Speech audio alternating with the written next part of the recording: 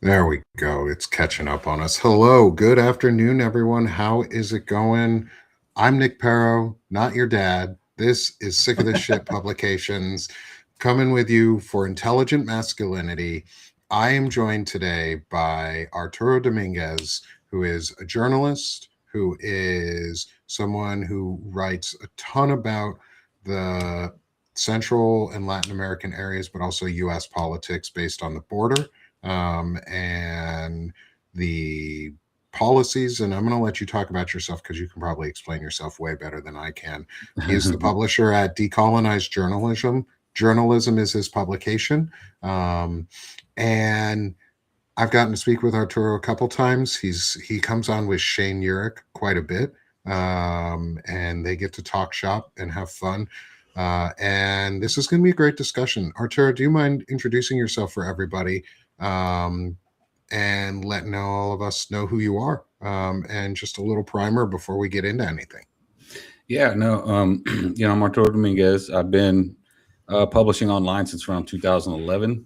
Started doing real journalism type stuff, taking courses and stuff around 2014.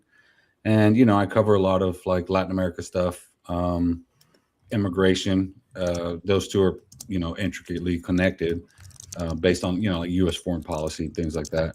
A lot of, the coverage that I do does focus on, U.S. policy in the region and, how it impacts things and destabilizes things. And a lot of it goes back, I kind of tie a lot of things with our foreign policy to our domestic policy because they're intricately connected. Oh, yeah, But, most definitely. but yeah, that's kind of what I cover, human rights focused type stuff. Which is pretty awesome. I'm glad that we have people like you in this world. And I'm very glad that I actually get to talk to you. Not only do we have people like you in this world, but I actually get to talk to you and interact with you and get your opinions and your thoughts. And I get to learn from your experiences. To the question, there was a question in the chat, and sarcasm may not come through. It might not have been sarcastic. It could be, but it was, isn't intelligent masculinity an oxymoron? I The saw answer to that. that It's kind is, of funny. It's pretty funny. it's funny. It made me chuckle just for a second. Is no, it's a discipline. It's a better humaning practice. Right. Right. And we're here to discuss that because the problem in our society right now are men. We are the problem. We're causing the problems. We're making the problems worse. And we have an easy solution is we fix ourselves. Is we take it upon ourselves to do the things, is actually take accountability for our actions and grow and be better people. And so I wanted to have these discussions explicitly about it because they're really needed. Like, Yeah. these are really, really needed right now. Men need these discussions, not just because they are like ideas, but because we like seriously just need to talk about them. Like, we have to have men solving this problem together. Men Yeah. are the problem, so men are going to solve this one. So yeah, no, I know it was sarcastic. It opened up a good conversation point. Don't worry, It's well, funny I'm because not upset. while Um, you were talking, I saw so many opportunities to be like, well, actually, or not all men. You know what, you were going to mansplain it? Yeah. Not all men, not all of us. And hello, Right. everyone. Welcome in the audience. It's really good to have all of you here. Thank you for coming in. Again, I'm Nick Paro, not your dad, here on Sick of This Shit Publications. And we are here to talk intelligent masculinity. This is a series that I've been interviewing since the beginning of January. Arturo is part of this original cohort, I guess, of interviewees that are running through the end of February. And then I'm going to continue this series in perpetuity as my Thursday morning series. So look out for that in perpetuity coming up. Is because these discussions are really important, and Yeah. they're also a lot of fun.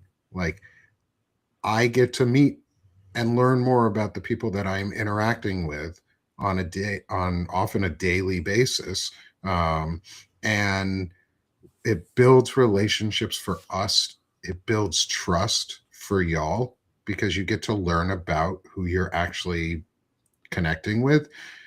And if you're here live with us, you get the fun ability to actually chat with us while we're doing it, because I pay attention to the chat, as you can see. And Arturo pays attention to the chat too. So please chat away, like interact, have fun. That's the whole part. That's like a huge piece of this, is have fun with us. Ask your questions as we go if things come up during the interview. We're not going to start immediately into the questions. I never do. Arturo, do you have only an hour, or are you free a little bit longer? No, I could probably go a little longer. Okay. In case we roll over, because I can be wordy. You can be I'm wordy. the same way. We're all pretty wordy. Yeah. And that's actually part of the fun of it, is we get to just talk and let ourselves talk about ourselves and how we've grown, and mistakes we've made, what we've experienced, how we got to where we are today. And using those experiences, it's culminating into written articles. And they're a lot of fun. So before we get into the actual questions, Arturo, I wanted to ask you about the Super Bowl this weekend, specifically the halftime show for the Super Bowl this weekend with Bad Bunny, and the amazing display of culture that we saw during that Super Bowl halftime show, compared to the counter programming of boring ass racism from Kid Rock and Lee Greenwood. So would love your thoughts on that. Yeah, loaded question. I'm going to start by saying that from what I've seen, the Kid Rock thing, it was a total bust. It looked like, I don't know, the video clips that I saw reminded me of those like hits from the 80s commercials. You know what I'm saying? Like, buy this collection of CDs of hits from the 80s. And that's what it looked like, some American Gladiator stuff. I don't know. It's weird. But no, the Bad Bunny thing, man, I thought was really cool. You know, I rarely get excited for things like Super Bowl halftime shows, but I found myself on Saturday pretty excited about it. And I thought it was cool in the sense that for Caribbean islanders, right, we have a lot of similarities in our cultures, and the whole party atmosphere, outdoors, you know, all that stuff.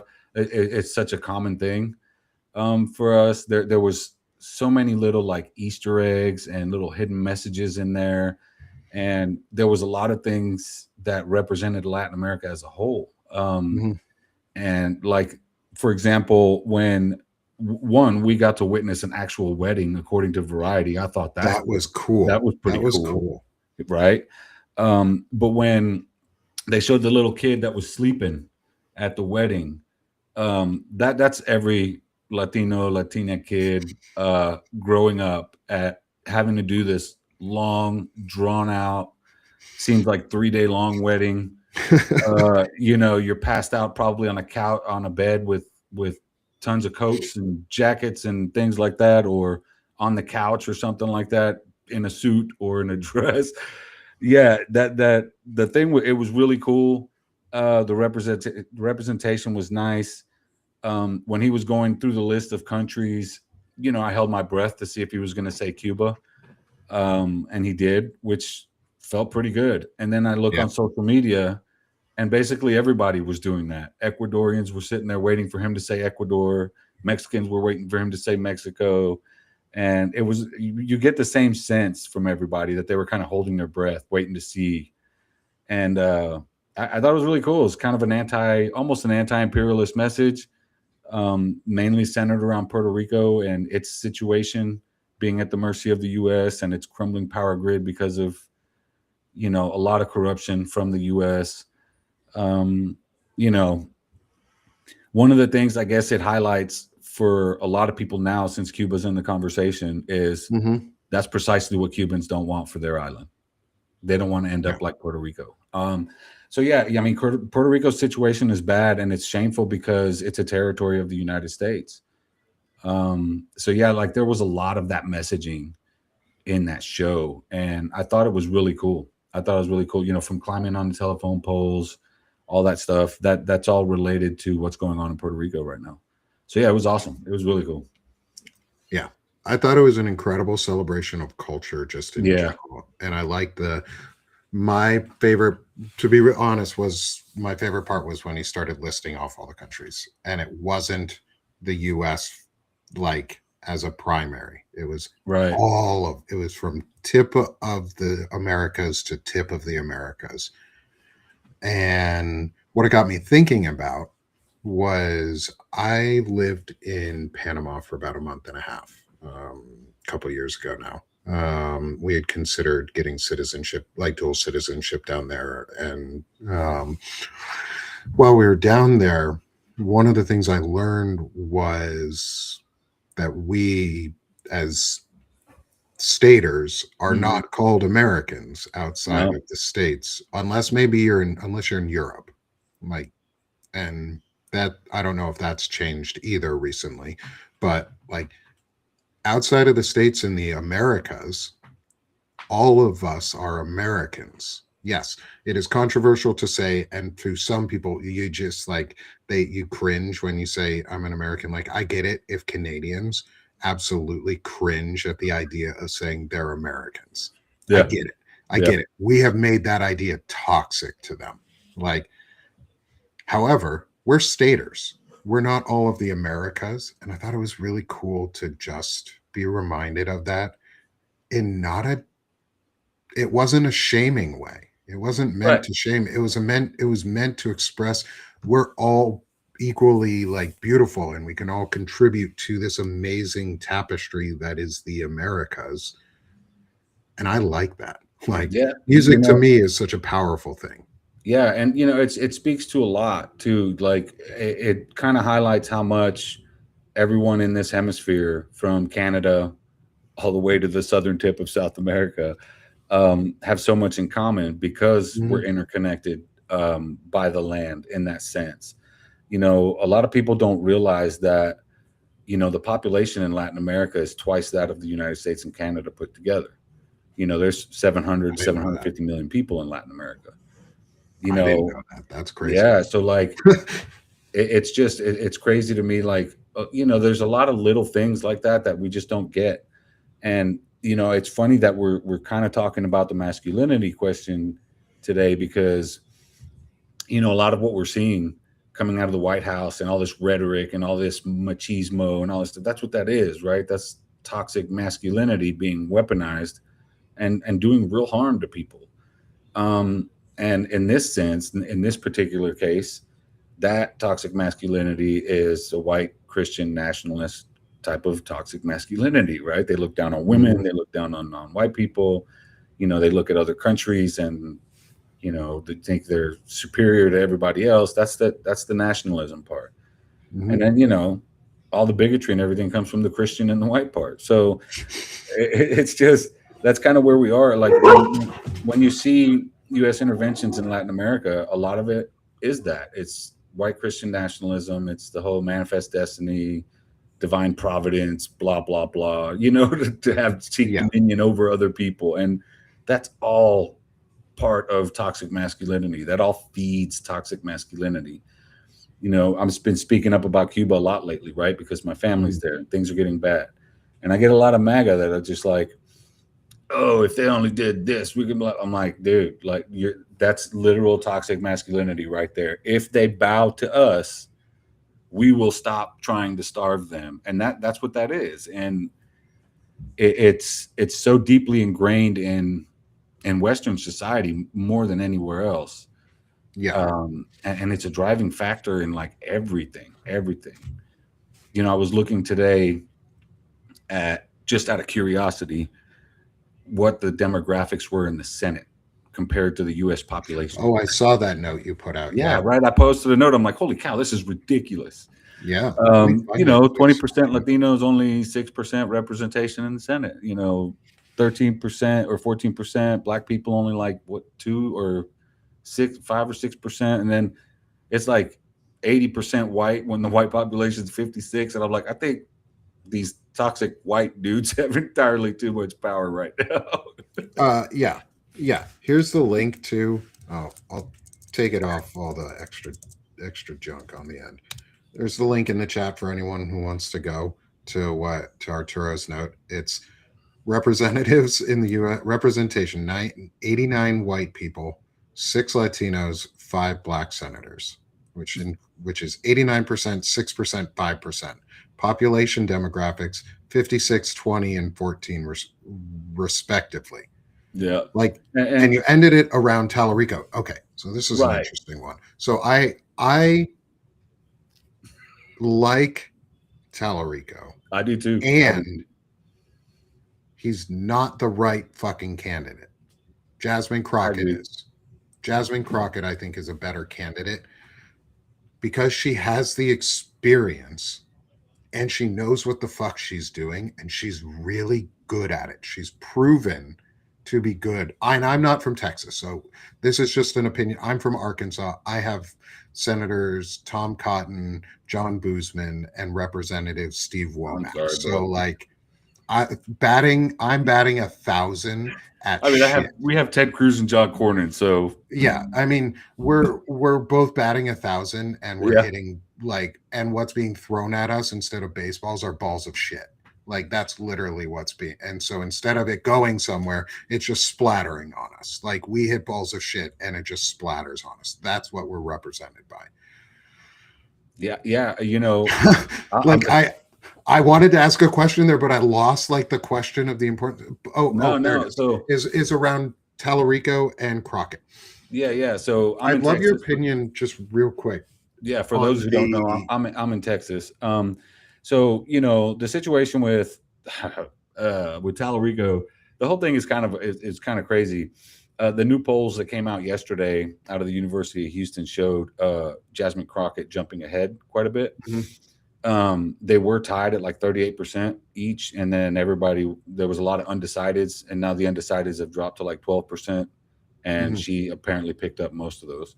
And I think the issue in this race that has become really problematic for Texans, because in Texas we don't like outside people interfering in our stuff. Like, you know, we don't like Mm-hmm. national Republicans telling us how to do this, or national Democrats. You don't want to be tied into the national power grid, so you guys lose fucking power during the winter, shit like that. Right. So yeah, and the thing with it is, in this whole deal, like there was some things that came out from the Tallarico camp that were tinged with racism, things like that. A lot of people started going, you know, after them for that. And the problem with Tallarico's camp is he has James Carville, which is basically a Republican in a Democrat suit, and he has Never Trump Republicans in his camp. What happened there was, rather than listening to the people that were complaining about, dude, that's like borderline racist stuff, they came out admonishing people, right? Reprimanding people, blah, blah, blah. They started standing up for James Carville, saying he's not problematic. Right. Like that dude had said something about Obama needs to go smoke crack or something in 2013. How can you say he's not problematic? Anyway, yeah, right. Like he's a racist. In my opinion, he's a racist. Yeah, me too. My opinion too.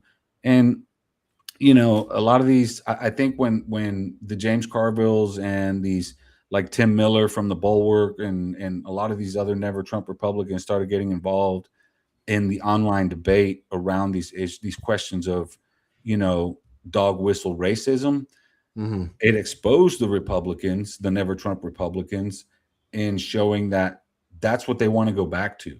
They want to go back to dog whistle politics, not the overt stuff Trump's doing. And, you know, they were the ones pushing this whole idea that we need a white man to win if we want to win Texas. Bro, you're not even in Texas. You don't know nothing about Texas. The last white man who ran for Senate lost to a Latino. Don't tell me we need another white man. You know what I mean? There's so many things wrong with that statement. And honestly, I think that might be what got me to look in the makeup of the Senate was, you know, all this talk about we need a white man. That's such a huge turnoff. And all these Republicans and James Carville are doing more harm than good for Tallarico's campaign. And at the end of the day, now that I think about it, since we're talking about masculinity, it's all white men that were coming out and defending the racist stuff. It's all white men defending James Carville. They're ignoring the black voices speaking up. They're ignoring the Latino voices speaking up. So yeah, here we are again, somehow back to toxic masculinity. Yeah, It's it's just it's crazy all how there. it's everywhere. It's everywhere. Yeah, yeah, it's what we're trying to fix is a cultural thing here. Yeah, Like yeah, they hooked into the right wing hooked into a cultural thing, specifically around purity culture, because yeah. America, white America, is very Protestant and Presbyterian based and very purity culture based. A lot of what we consider white American culture is purity culture, Right. Mormons, things like that. And I do talk shit on you, Mormons. Like, sorry if you're in my audience who's a Mormon, but your religion is literally founded on the genocide of Native Americans and white nationalism. Like, Yeah. it is manifest destiny as a religion based on the fraudulent claims of Joseph Smith, who was a fraud, who was a pedophile, which is a child rapist, and an adulterer who took other men's wives, and turned them into his. He Wow. was a he was a disgusting person, and he died for his crimes. Um, and Mormonism idolizes him. They Yeah. founded a religion on it, and black people were only allowed into the religion like a couple years ago Yeah. in Like its in the last history. 5, 10 years. Yeah. Yeah, Yeah. like Mormonism is a white nationalist religion. It just doesn't like ever talking about it, and nobody ever mentions that. Um, but I do. I like to talk about it because that type of culture is fueling all of this purity culture, this soft girl, this trad wife. Which, if you haven't heard about soft girl, and you're a girl dad, you better learn about what soft girl pipeline is. It is the targeted pipeline for underage, for children to turn into trad wives. It is a targeted campaign to turn children into trad wives called soft girls. On the male side, there's a really bad thing that I told Arturo about before the show, which we won't get very far into, but it's something I will be talking more about, is looks maxing, which is a body mutilation thing that typically men do, to turn themselves into a scale from pure Adam to Chad, to like Chad light, to other things. So if you start hearing terms like this, fucking talk to your kids about them. It's called looks maxing. If you are a parent, look this shit up, because it's super fucking important, because it's damaging, not only physically, but it's mentally and emotionally damaging. These kids are like taught to take steroids at young ages. They're mutilating themselves to make this fake perfection. It is like what we all look at in the movies about people turning themselves into these hyper sexualized or hyper figurized people for Aryan views or Aryan body image. That's what they're doing. It's gross, it's Yeah. harmful, and it's part of the toxic masculinity pipeline, where the accountability is forked off of the men and told, you can do this. It's not your fault. Like, you're an incel. It's not your fault that you can't get a girl. It's all their fault. Right. So here, try and look this perfect part and you'll get the girls. But if you don't, it's still their fault, not your fault. Never your fault. Um, Yeah. The whole it's gross. white supremacy thing, the whole idea of it, and this whole Adonis or whatever look they're trying to go for. It's toxic masculinity 100%.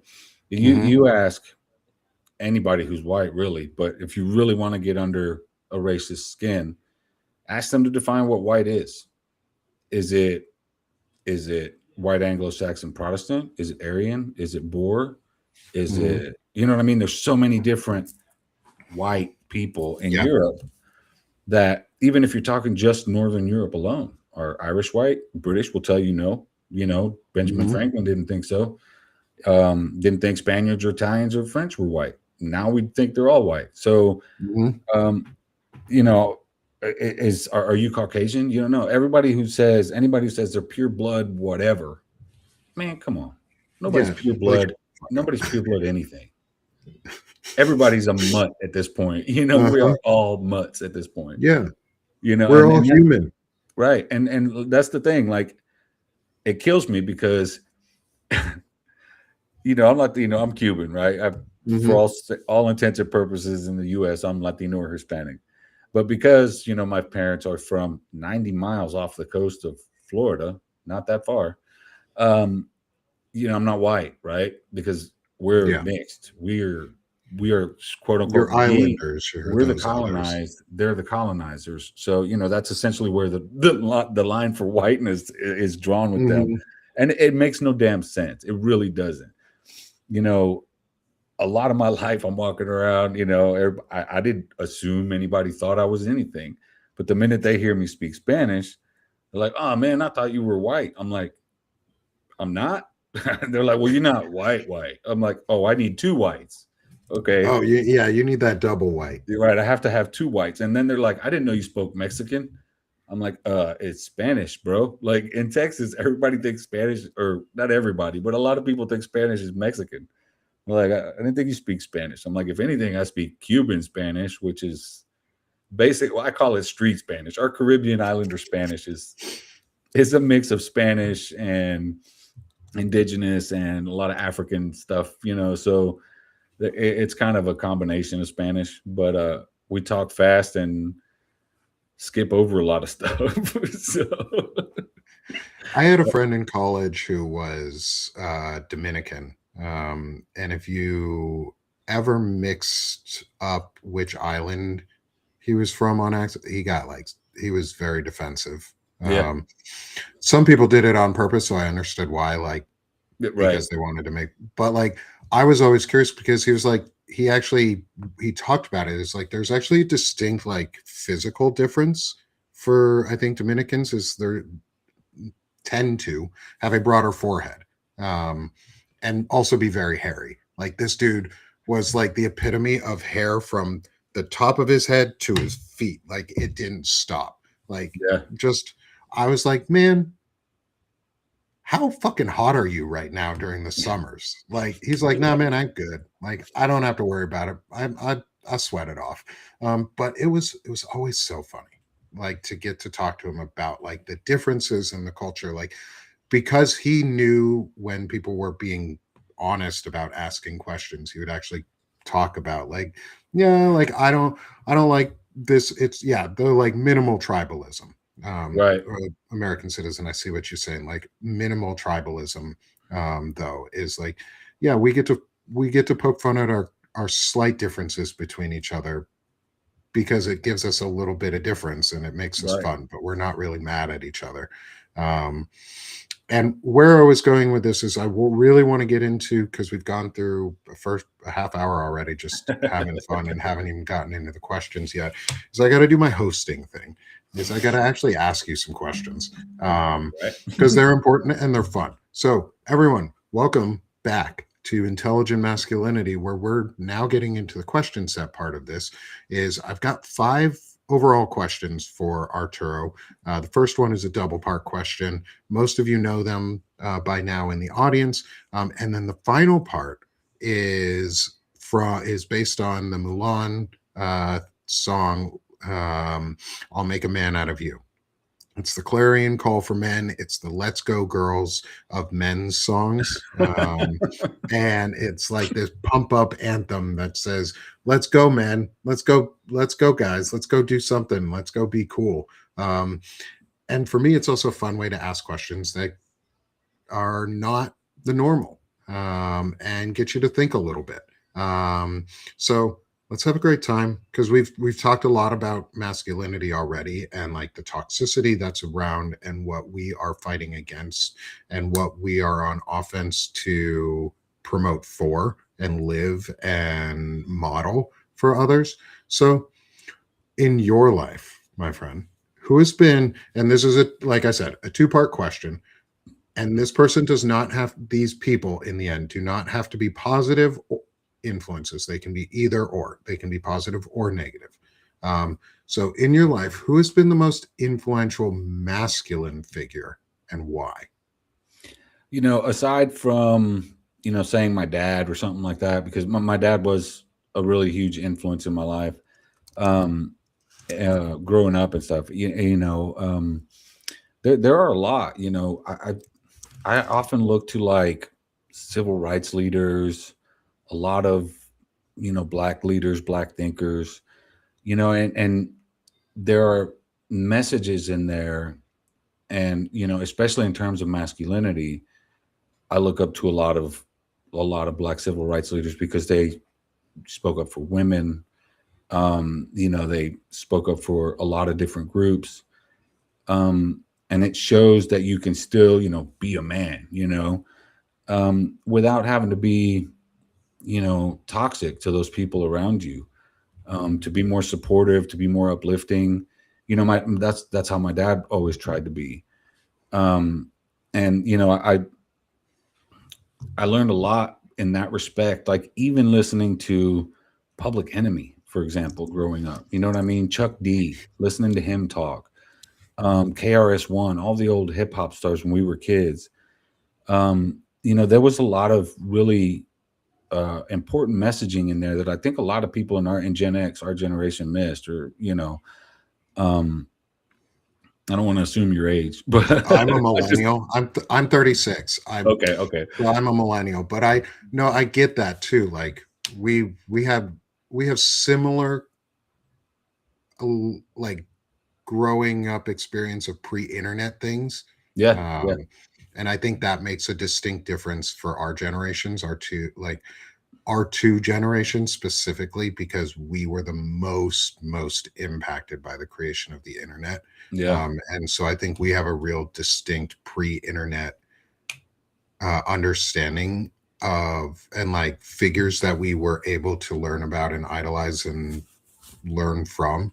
Um, and then we got to expand on that once we had the internet, which was pretty cool. I know that was slightly off top on it, but I think that means something to me around this is like you're talking about cultural figures. Is like I learned about Malcolm X when I was in high school yeah, on purpose. Like I had the opportunity to learn about different cultural figures for like I think it was like a senior thesis paper or something. And I learned about Malcolm X because I was like, what I don't know who this is, and I need to understand somebody that's not me. Um, and man, that changed my life. yeah. And that's the thing. I always when we talk about toxic masculinity and like influences like that, Malcolm X is a great example. Because he was militant, right? He Hmm. spoke with militant language. He spoke in a way that scared some people, especially white people. But yet, behind the scenes, like if anybody's read the autobiography of Malcolm X, I mean, this guy, he was, you know, he cared about his family. He cared about his kids. He treated his family with respect. Like certain things he didn't do around his wife. Like he didn't, try not to yell, try not to cuss around the kid. Like he tried to be mindful. Yeah, and when you listen to guys like this and they focus on how important the mother is in a family, um, particularly to the children, and it's like they put mom in the middle and everybody's orbiting around her. And that's kind of how I see guys who can still, bring it, be tough, be the man they're supposed to be, but still being mindful, and uplifting people and doing the right thing. I mean, there's so many great examples. But again, I always go back to my dad, and I think a lot of this has to do with like Latino culture in general, right? There's a lot of machismo, and a Hmm. lot of it can be very toxic. But at the end of the day, for the most part, culturally, we uphold our women, um, because we understand how important they are. And in our culture, typically, the man goes to work, mom stays home with the kids, cleans the house, cooks, whatever. Man helps do that when he's home.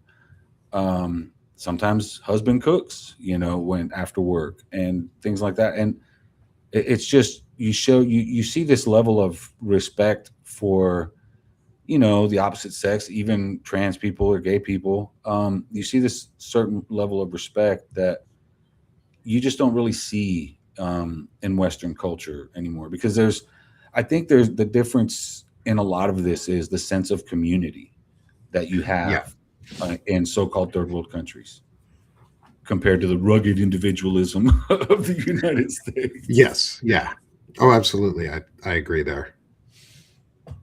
So go into that for me on your idea of the distinct, like the importance of that, because I fully agree. I think that part of one of the main failings of America is we believe in this idea of rugged individualism over community.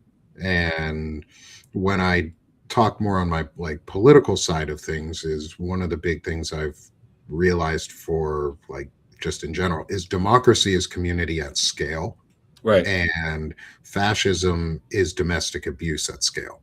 And that's right, from your weirdo friend on that one, and that's a great lesson. Is fascism is abuse at scale, is domestic violence at scale, basically, yeah, um, compared that's a to good one. democracy, which is community at scale.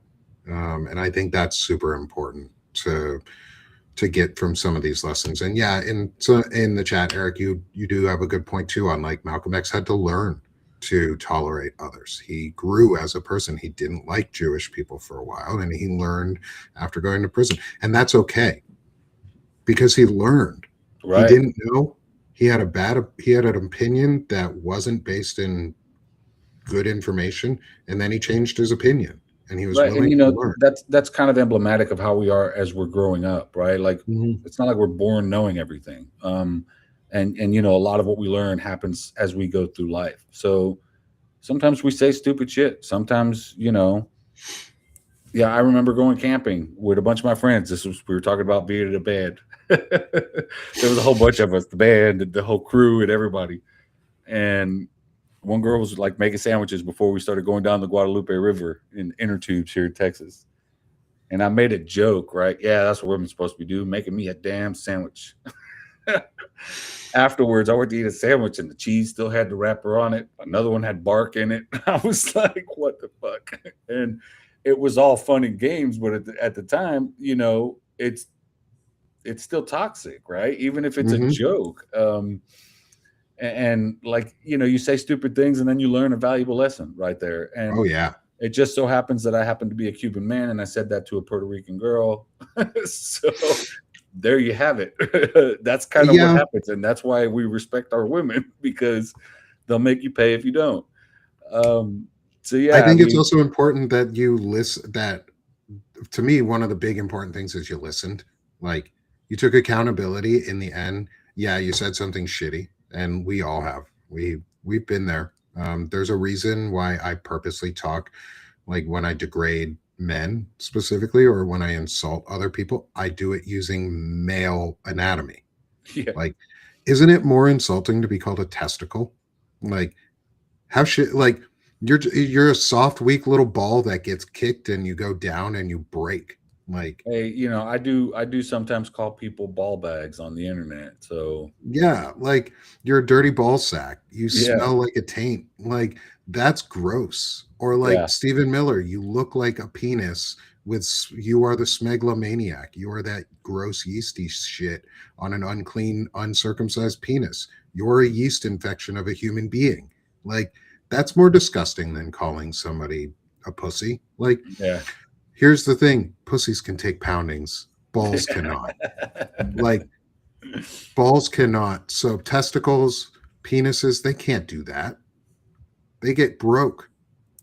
So like just saying, you Yeah, got like women are the stronger gender.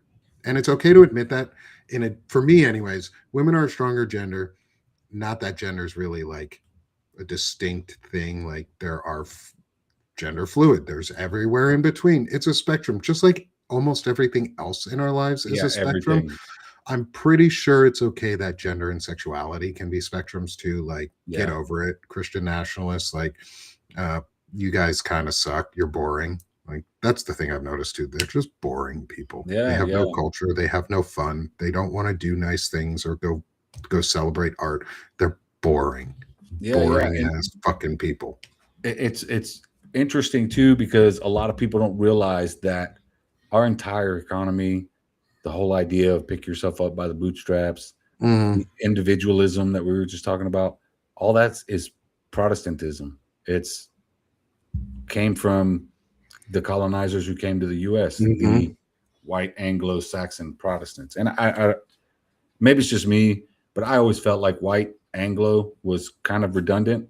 Why aren't they just Anglo-Saxon Protestants? But maybe, I don't know. It could be me, but either way, I Well, think they had that, to distinguish themselves somehow. They had to make yeah, themselves better. I guess. But but yeah, this whole idea of individualism is a part of this toxic masculinity shit, Mhm. right? Like, I'm a man, I don't need any help. I can do Yeah, this myself, blah, blah, blah. yeah. But man, you look at the Amish and how fast do they build a house or a barn, and how easily do they move it with a sense of community? You get Mhm. 150, 200 men, and bam, you have a barn in a day, Um, a single, one guy and his buddy aren't going to do that. That rugged individualism isn't going to accomplish that. Having a sense of community means you don't have homeless people like in Cuba Yeah, or in much of Latin America. It means that you provide at least some level of universal type of healthcare, even basic healthcare, which most of Latin America has. These are the differences between like Western ideals and basically the rest of the world, is the lack of a sense of community. And it's no more prevalent than anywhere else than in the suburbs. yeah. Like, I talk about this in my neighborhood all the time. Like, we have an Indian family, from India, lives down the street, Mexican folks across the street, black people across the street, black people in my house, and a lot of times we'll be in the front yard. And I always point this out because it's always not the non-white people. It might be me and the Mexican family, it might be me and the Indian family, it might be a group of us. Mhm. White folks will walk by walking their dog and won't even make eye contact, say hi or anything. And it's just like, dude, like, and we just kind of giggle and laugh about it, because there's that rugged individualism, that Protestantism thing that we have ingrained into us here in the US, compared to the sense of community that you see elsewhere. Yeah. And it doesn't matter, when the shit hits fan, disaster strikes like it has before, I don't care who it is, I'm going to go help. But we even have this white family next door. They're like super Christian, got a bunch of kids. They're really nice people, great people. They get along with all of Mhm. us, the Indian couple, the family. There's some cool white people around here, but there's still just there's some that just, I don't know. And it's toxic. And it's usually men that do it, that Yeah. just walk by without even making eye contact. And it's just kind of weird that to have that view, you know what I'm saying? To have that Yeah. view as, that's how you look out at the world, and I think it's a strange way to think. And I guess that's why, I ended up being somewhat of a socialist, because it's about community, right? It's about having a sense of community. Yeah, like it is. And so and that community spans all of us. Like, we all play a part in that community, and every part of that community matters too. Like, each part of that community individually matters and collectively matters. Like, that's the thing that I have come to find that is really important in all of this, like from learning from what masculine figures provide. And then the next part of the question I'm going to ask here after this, but like, is all about the community and how we Right. learn to respect ourselves so that we can respect others around us. And that requires both the masculine figures in our life, like we talked about here a little bit ago with many of the civil rights leaders, with your dad as being a general example for a lot of us. Our fathers are, mine was a really good one, others are really bad. Yeah. So I won't speak for others. Mine, I had a really great example of a father. But I'm glad you expanded into the civil rights leaders and the leaders around you and the activists and those who fought for Right. things. Um, is on the other end of the gender spectrum, is the femininity side. Is so who has been the most influential feminine figure in your life? Because that is equally as important to give us a whole human.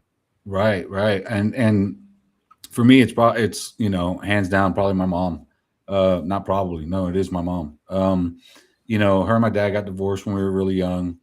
When I was really young, and she was pretty much single mom most of our life, raising three boys in Union City, New Jersey, of all places. Well, that's not Uh, easy. yeah, and crime was bad at the time. Cities were on the verge of bankruptcy up there in the Northeast. New York City was like all Mhm. these, everything was terrible at the time. Yeah. We lived in a pretty crappy community, but we got along, we got through. Um, a lot of having to fend for ourselves in the streets. But we Mhm. were latchkey kids. We had the keys to the house after school. Mom's at work doing the thing. Always came home, made dinner.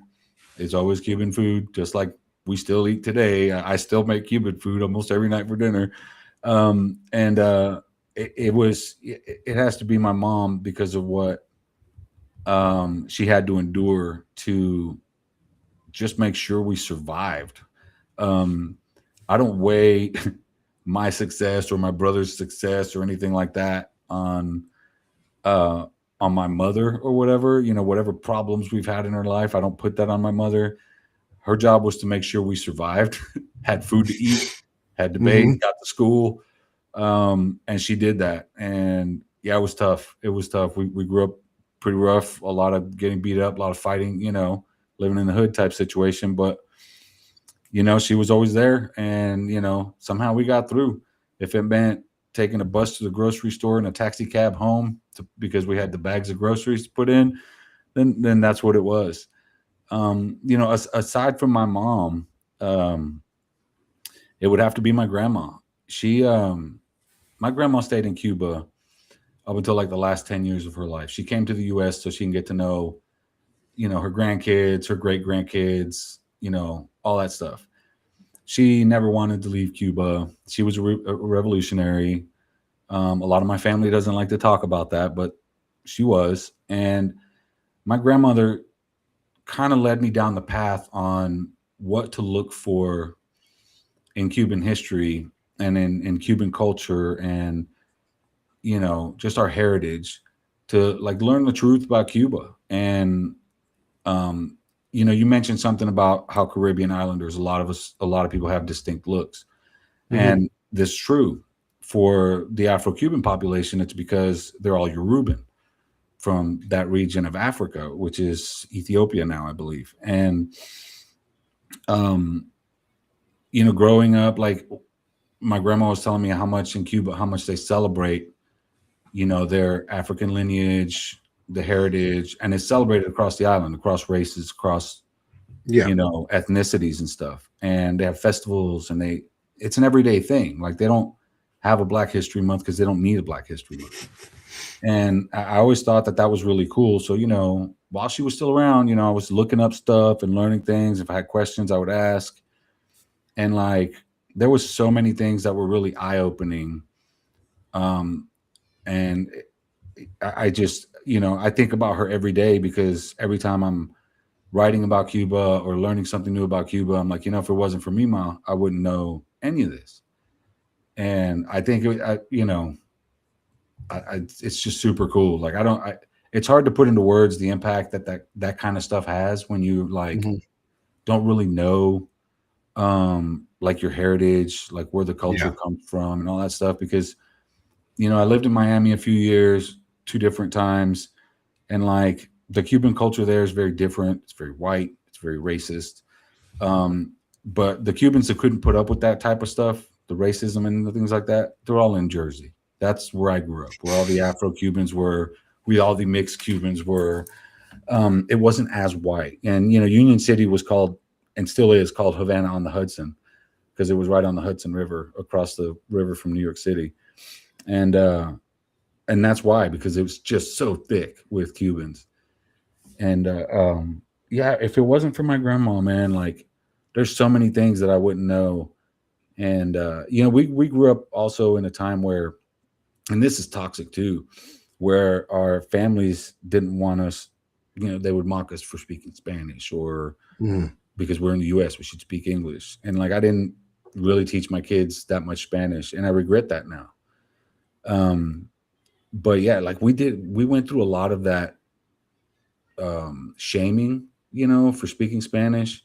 And that was pretty prevalent for a lot of Gen Xers. You hear these kind of stories all the time. And I always thought it was just me, but apparently it's not. That's why there's like a generation of Latinos that don't speak Spanish, because they got skipped over because of being shamed for that.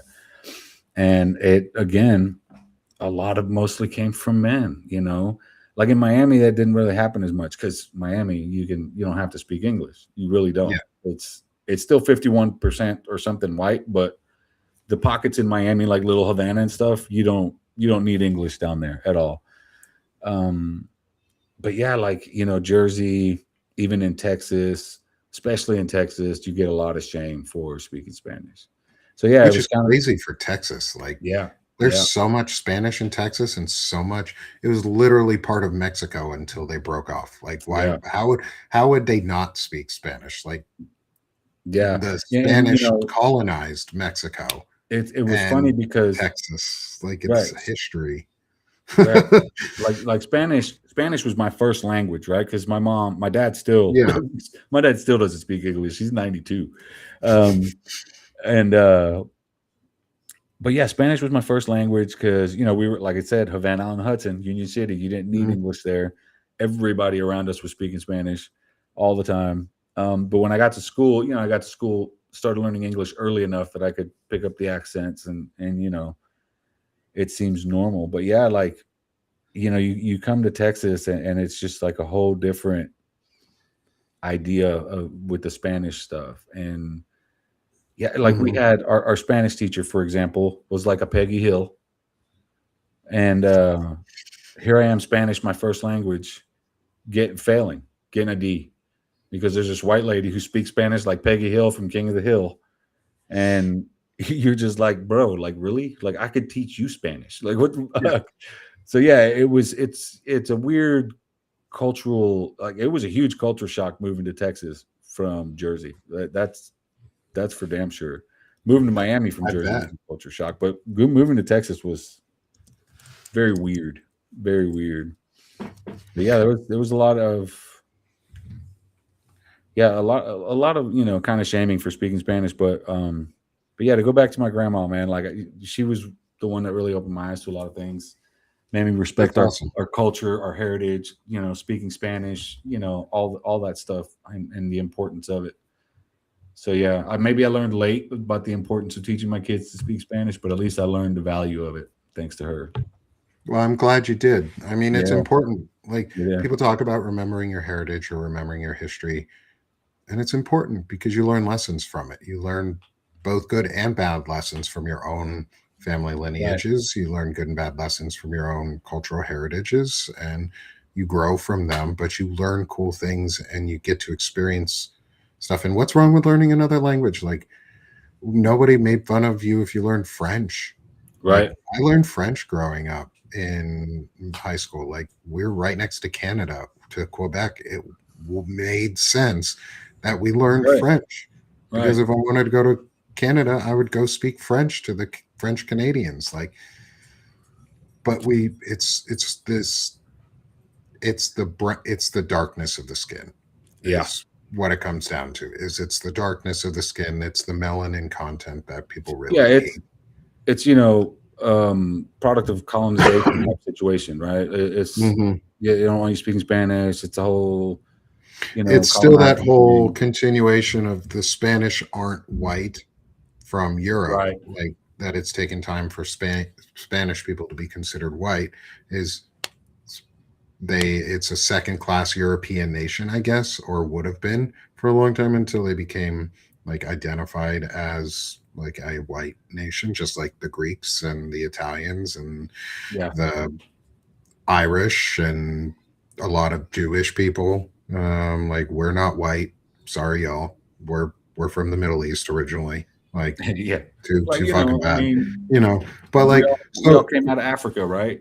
yeah, So yeah. yeah, So who cares? yeah. Uh, and so with all of this, with this really good learning that you've had, with the experiences from your family from growing up, from what you've learned now, as you've become as you are an adult, as you've experienced adulthood for your years, and have you've grown over it, even if you've never or even if you've never defined it yourself as intelligent masculinity, but in masculinity for you, what does it mean to be intelligently masculine? Um, Well, I'm a firm believer in, and this is probably a cultural thing, epigenetics, whatever, comes down from all our, histories in this world. Um, but like, I'm a believer in, like, the man has his place in protecting the family and being the provider and, being supportive, um, being a father, being a good partner, whether that's husband, wife, whatever. You know, just trying to be, rational, compassionate, empathetic. Um, and, I've been married 20 something years. I can't even do the math right now, but, all my kids are like, and my oldest is like 28. And, my youngest just turned 21. And, my wife and I have been married for like almost 25 years now. We've been together like 26 or 27. And, I like, she's been out of town for like a week to go hang out with her cousin in East Texas. Like, fucking fine, go do your thing. Um, and we kind of get along like that. We crack mhm. jokes, we rag on each other, we give each other a hard time. We say offensive shit to each other all the time. Just to be funny. Um, like if my wife starts rubbing up on me or something, I'm like, unwanted advances, jokes like that. Something like, Yes, I know exactly what you're talking about. My yeah. wife and I So do that too. yeah. So we if you can't be stupid, If you can't have you fun, don't have a chance, right? You got to be able. One of the things that's important in life is, even as an adult, and I know it's going to sound stupid, is playing, man. You got to play. You got to be able to play, whether it's with your spouse, horse playing, running around, doing whatever. You got to be able to have fun. You have to be able to enjoy the life you have. Like, the situation right now for a lot of us sucks. It really does. Helicopters flying over, ice everywhere, threatening Cuba. Friends, family, everybody's under threat. But like, somehow in all this chaos and all this misery, sometimes we have some of the best moments in our lives. And you have to be able to learn to enjoy at least something, even in the midst of just total chaos. And that's kind of where we are now.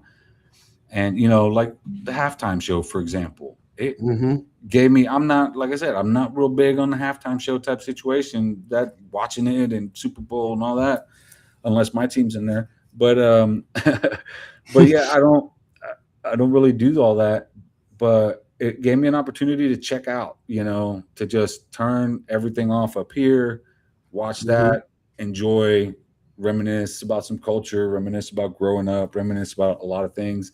And I know it was only 25 minutes, but a lot happened in that 25 Oh minutes, yeah. for a lot of us. So, um, yeah, you got to be able to laugh through these things. And again, that's another thing that I learned from my grandmother. When she talked about having to live through the special period after Russia fell, the USSR fell, and put Cuba in a bind, and they had to live through rationing and all that stuff. Somehow they found a way to just enjoy the moments, hmm and get through. And there's a lot of valuable lessons to be learned from people who have been oppressed in that sense. you know, with everything going on in Gaza, I've seen some people finding some happiness in small moments, and that's just humanity, right? That's the human hmm condition. Suffering is part of the human condition, and so is getting through it, and so is being somewhat of a joy going through it. It doesn't do anybody any good to be a pessimistic pain in the ass all the time. You know what I mean? Yeah. So Yeah. yeah, to me, intelligent masculinity is just really just showing respect, man, for others, not being Andrew Tate or Nick Fuentes. Your body, my choice. I could smack that fool for that. Yeah. Um, Jesus God. like it's not even showing an ounce of respect, and you cannot tell me that is not toxic. And Mm-hmm. these guys, these same guys, they hear the words toxic masculinity, and to them it translates to we're saying all masculinity is toxic. It isn't. Plain and simple. You have men that are a little more feminine than other men. You have women that are a little more masculine than other women. Um, like you said earlier, everything's on a spectrum. There's levels to everything. So, you see these guys and they see an athlete who's jacked or something that would probably whoop their ass. But like, that's a man. I'm like, bro, you couldn't Mm-hmm. identify a woman from a mile away, from 10 feet away, let alone a mile away. If you Yeah. think that's a man, like, what is wrong with you?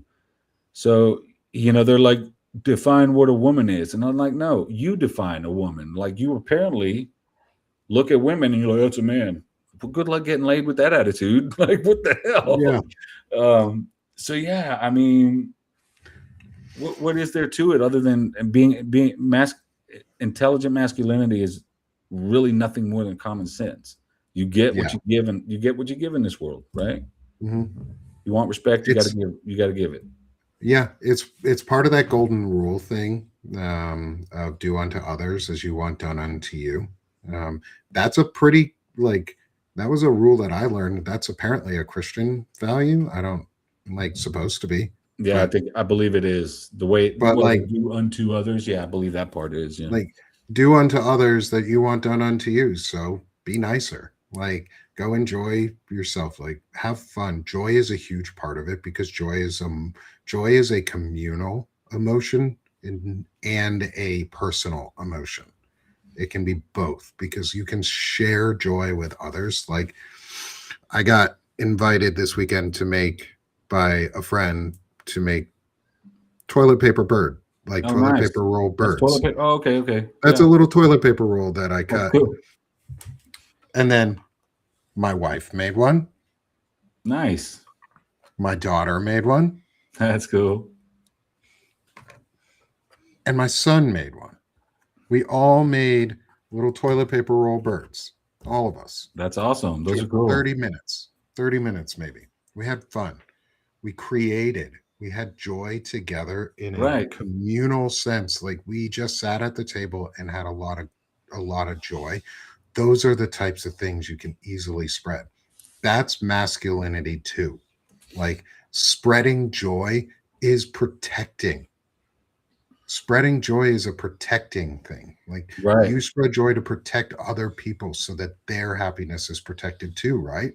Add to others. Men can be more than just selfishness. And you answered my next question, which was how do you model intelligent masculinity? You've already answered it in so many ways throughout. I'm going to skip that question also because I want to respect your time. We're already a little over, but I want to get to the next ones. Is this one is really important to me? Is how do you self-reflect and self-evaluate on your, not just on your masculinity, but on yourself and what you've done through with your actions? How do you ask yourself, how can I be better? You know, we always say, tomorrow I plan to be a better man than I was today, or a better person than I was today, and to do better than I did today. I mean, that's what I don't know if anybody else says that, but you should. You should tell yourself that every day. I think that with that kind of a mindset, self-reflection isn't really all that complicated. I like to read a lot. And even though I have really bad tinnitus, I like to sit in silence sometimes. Mm-hmm. And that's an opportunity for self-reflection. I grew up Catholic, and my mom converted to Buddhism when I was like 13, 14 years old. And there's a lot of, meditation type of self-awareness type situation, type of thing that goes on. And, I think how to do it is, I think it starts one by telling yourself that, yeah, you're going to be a better person tomorrow. Right. And then the next day, am I being a better person the next day? And I try not to get too much into psychology because I'm not like a mental health expert. And the last thing I want to do is like break somebody's brain. But I do think like self-evaluation is a big deal. Like how you respond in certain situations, how you react to certain situations, particularly like tense situations, maybe arguments with your significant other. It's important to like look at yourself like you're looking at yourself in a mirror in that situation. So you're not, you don't go over the top, you don't start screaming and yelling, like, is this the kind of person you want to portray? Unless you see yourself acting just absolutely bonkers, you're not going to realize you're acting absolutely bonkers. So yeah, I think, self-reflection and self-evaluation, requires some discipline, and some thought, but I again, it really just 10 minutes a day of just sitting and thinking about something, or take 10 minutes after something big happened or something big is about to happen or something you see coming, and start reflecting on how you're going to deal with that. One of the tricks that I use is, and I learned this from my brother when he was in the Marines, is to think 3 steps ahead all the time. And I do that with my kids, with every decision I make with my kids. I do that with every decision in life. Like if I make this decision, what could possibly happen here? What could possibly happen there? And so on. And, you try to evaluate, you try to be prepared, you try to make educated decisions.